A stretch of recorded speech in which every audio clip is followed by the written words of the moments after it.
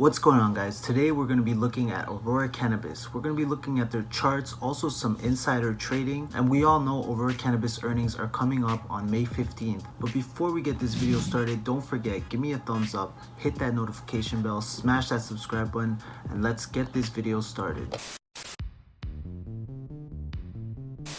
So right here we have Aurora Cannabis charts, and as you can see, Aurora Cannabis has been trading above this support right here at around $11.50 Canadian. So we've consistently bounced above this line 1, 2, 3, 4, and now most recently the 5th time. And every time we've bounced on that line, we may have went a little bit under this support line but immediately got rejected. It is a good sign because Aurora is not currently downtrending, but things might potentially change because of the upcoming earnings.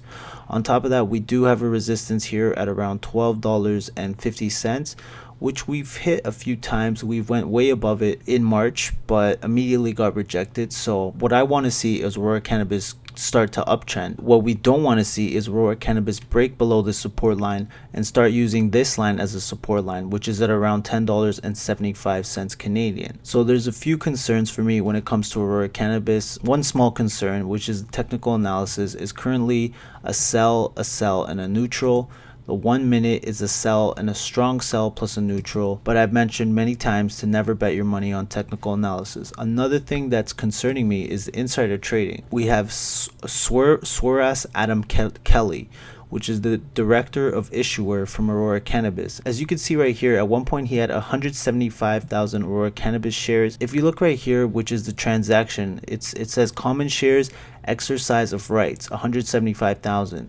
But then right here you see common shares acquisition or disposition in the public market. It looks like he got rid of 96,575. So at that point his total share count was 78,425. And then 1 minute later you see negative 40,000 shares, and his new total keeps decreasing. So to me it seems like he's starting to sell shares. It says acquisition or disposition in the public market. So I'm guessing this is a disposition because you're seeing negative, not positive. And this was filed on May 6th at 3:08 p.m. So that was literally yesterday. Yesterday there was some insider trading going on, which makes me wonder, why is someone trying to get rid of 175,000 Aurora Cannabis shares, which is like almost a week before earnings. I've also made a video about Cambatley selling 100,000 shares, which was on April 8th. As you can see right here, Cambatley sold 100,000 shares. Even after that, you see on April 22nd, someone sold 33,000 Aurora Cannabis shares, which was Alan John, which was the senior officer of issuer from Aurora Cannabis. Right here, we have Swayson Jillian, which is the senior officer of issuer, who got rid of 50,000 shares. And then, of course, we have Adam Kelly, which he got rid of 175,000 shares. That's another concern that I have. So there's one more concern I also have, which is we're going to look at Aurora Cannabis, and these are the American charts right here. So right here we have the 50-day moving average and the Bollinger Bands.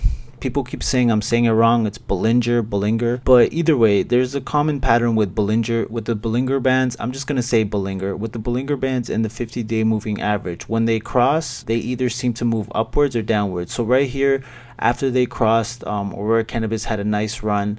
And then recently they crossed over here and Aurora Cannabis has been declining. So it doesn't seem to me like Aurora Cannabis is going to cross anytime soon. So right here we've seen them cross when Aurora Cannabis was at around $9 and I would say 10 cents Canadian, and now we're sitting at $8.60. So the Bollinger Bands and the 50-day moving average did cross and it's been declining. So this pattern has been pretty consistent. So right here we've crossed, we've declined. Right here we've crossed, we made a nice little run. Cross, declined, cross, so you can see where I'm getting at. So we've crossed over here and we've been declining ever since. So that's another indication that Aurora Cannabis is currently downtrending, could possibly decline even further. If earnings are disappointing, I think that's a strong possibility. So enough about the charts. We're just going to catch up on some news, which is these two cannabis stocks will be the global leaders in 5 years, says analysts. One of them is Canopy Growth, which doesn't surprise me, and then the second one is Aurora Cannabis. Bennett has a more bullish buy rating on Canadian cannabis producer Aurora, despite a recent good run up, 75% year to date and 29% since since late February, we still believe Aurora's current valuation looks compelling. On one hand, I can agree with both these companies. These are the two biggest companies in the pot industry right now. But of course, Aurora Cannabis did not get affected by this because we currently see Aurora Cannabis down 3.18%. But anyways, let's move on to some other news, which is 3 top marijuana stocks to watch in May. And once again, we have Hexo, Aurora Cannabis, and Canopy Corporation. I own both Hexo and Aurora Cannabis, and I used to own Canopy, but unfortunately I sold all my shares, so I'm no longer a shareholder of Canopy. But once again, today we're seeing some more good news, some positive news released on Aurora Cannabis. And the fact that we see positive news being released on Aurora Cannabis and Aurora Cannabis is declining today, that kind of has me a little concerned. I just want to go to the article, to the part where they talk about Aurora Cannabis, maybe read a little bit of the important points. So I'm more interested in watching Aurora because it's actively hunting for big partners, and that's plural, partners, not just one partner. So far, Aurora has been left in the dust by several of its peers on this front, including Canopy Growth, Hexo, and Tilray. However, that could change in the near future. In March, Aurora announced that billionaire investor Nelson Peltz, which I'm sure this is all old news to us, but once again, some more positive news in Aurora Cannabis. And this is a pretty interesting article. I just found it interesting, and it's pretty much investing $1,000 in Aurora, Canopy, and Cronos in 2016 would be worth this much today. So let's say, hypothetically speaking, we invested $1,000 into all 3 or one of these companies. Let's just get straight to the bottom of it. So if you invested $1,000 in Aurora Cannabis in 2016, that $1,000 would be worth $20,620, which is about a 2,000% return, which is not bad for a 3-year investment. That's actually really good. And then as for Canopy Growth, if you invested $1,000 in 2016, that $1,000 would be worth $35,978, which is a 3,500% total return.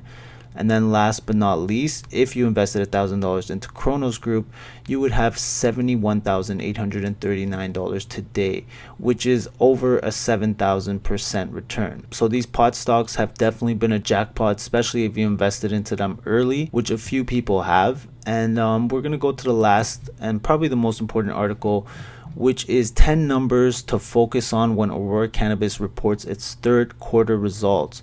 And we're just going to go straight into it. One of them is revenue, gross or net. So although gross or net revenue is something that every investor should be paying attention to with each and every pot stock they own or follow, it's of particular interest in Aurora's case. We're just going to move on to the next one, which is the operating loss. Next, you'll want to de-emphasize Aurora's bottom line loss or profit, as it's likely going to be influenced by a number of one-time benefits and expenses, such as revaluing of its investments or fair value adjustments on its biological assets, which are cannabis plants. Instead, pay close attention to the company's operation loss to see if it's narrowed from the sequentially second quarter. Aurora is in the midst of numerous capacity build-outs, and the company's operating results, sans one-time benefits and expenses, will give investors the truest look at the health of this company. So the third thing to look out for is recreational to medical sales ratio. We're just going to move on to the next point, fourth point, which is cannabis oil revenue as a percentage of sales. And fifth point, average net selling price to dried flower and extracts. 6th point, overseas sales, which no marijuana stock has more impressive overseas presence right now than Aurora Cannabis, with the distribution and or production presence in 24 countries, including Canada. But in the second quarter, just a silver of the company's revenue was being derived overseas. Part of this has to do with limited production capabilities as Aurora completes a slew of greenhouse projects. I'm going to move on to the next point, which is percent of Canadian marijuana sales. And number 8, cash on hand. So considering that Aurora Cannabis is the only one of the 3 largest pot stocks by market cap not to have landed a major partnership, its cash position is worth closely monitoring. The company ended the fiscal second quarter with $123 million in cash, but completed a $345 million convertible offering in January.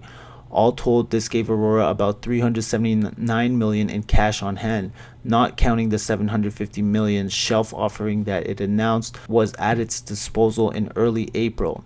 Even though Aurora has been adverse to using its cash to make acquisitions, it still needs plenty of capital to complete capacity, expansion projects, and cover branding and marketing expenses. So I do think this is going to be very important because shareholders have been punished because Aurora's lack of cash.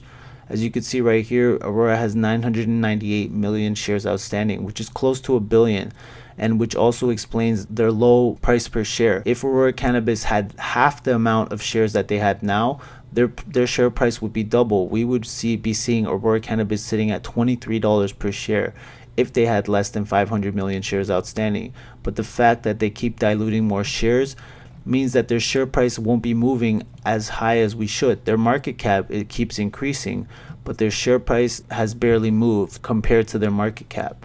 So that's definitely a very good point. So we're going to move on to the ninth point, which is literally what I was just talking about, which is outstanding shares. So speaking of using its common stock like monopoly money, investors are encouraged to pay close attention to Aurora's latest outstanding share count, which should be north of 1 billion shares. So next earnings, we will most likely see Aurora's 998 million shares go above 1 billion, which is punishing us, the shareholders, even more. Becoming the biggest producer in Canada has come with a price. Namely, the company has financed nearly all of its acquisition by issuing shares of its common stock. With more than 1 billion shares outstanding, it's become increasingly harder for Aurora to deliver meaningful per share profit. Literally what I just talked about. So now the next one is goodwill. Lastly, take note of Aurora's goodwill on its balance sheet. At the end of fiscal second quarter, Aurora was lugging around $3.06 billion in goodwill, which is essentially the aggregate premium it's paid for all its acquisitions through December 31st, 2018. Above and beyond the tangible assets it's received. This goodwill worked out to 63% of total assets, which is an exceptionally high figure and suggests that the future write-downs are a real possibility. Ideally, investors would like to see goodwill and its percentage of total assets decline. So now we simply watch and wait for Aurora Cannabis to deliver the goods. I agree with almost all these points. These will be 10 important things to focus on when Aurora reports its third quarter earnings. So yeah, on May 15th at 10:30 a.m. Aurora Cannabis will be doing the earnings call, and I'll be live streaming that earnings call, so you guys could catch me on this channel. So if you're new here, don't forget to subscribe, hit that notification bell. May 15th we'll be watching the earnings live, so hope to see you all there. So there you have it, my biggest concerns with Aurora Cannabis.